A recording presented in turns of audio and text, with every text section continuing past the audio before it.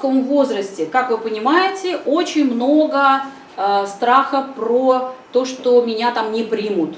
Да? Мало того, еще, пубертат это вообще как бы отдельная история. Вообще про подростковый возраст можно говорить много, это вообще такая опасная как категория, возрастная такая, да, категория детей, которые уже вроде бы и не дети, и с другой стороны они вроде бы и еще не взрослые, потому что они еще не совсем умеют там себя до конца регулировать, да, не отвечают еще до конца за свои поступки, ну где-то отвечают, а где-то нет, опять же, тут все зависит от того, в какой, опять же, семье, в какой семейной системе ребенок находился. Если там демократическая система, то в принципе ребенок уже как-то более адекватен, и он меньше подвержен вот этому кризису подросткового возраста, как-то все плавно проходит. Но если там авторитарная, да, или наоборот гиперопекающая такая система, то здесь могут быть всякие нюансы, да, потому что ребенок не знает, как себя проявить, он не умеет отстаивать свои какие-то границы, которые необходимо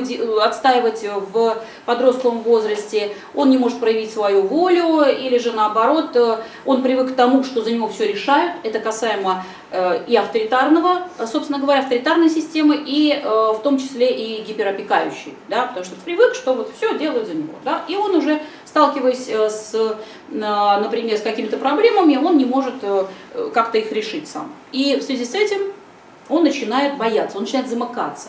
Он не может высказать еще, что он там думает, хочет, потому что его обесценивают, или он боится, что сейчас он будет подвергаться насмешкам, и тогда он уходит глубоко в себя.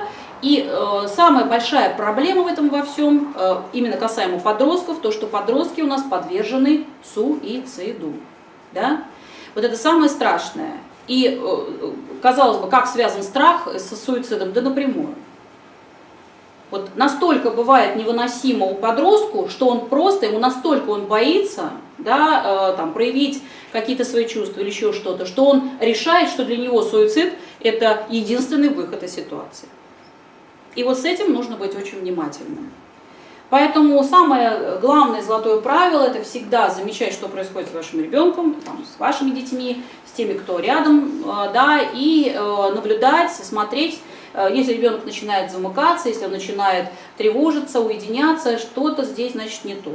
Как бы подросткам вообще свойственно уединяться, да, но тем не менее надо быть внимательным, когда ребенок совсем затихает, вот на фоне всеобщего благополучия, вдруг он начинает как-то там бояться и вообще вам ничего не говорить, отмахивается, ну вот так. То есть здесь надо быть внимательным.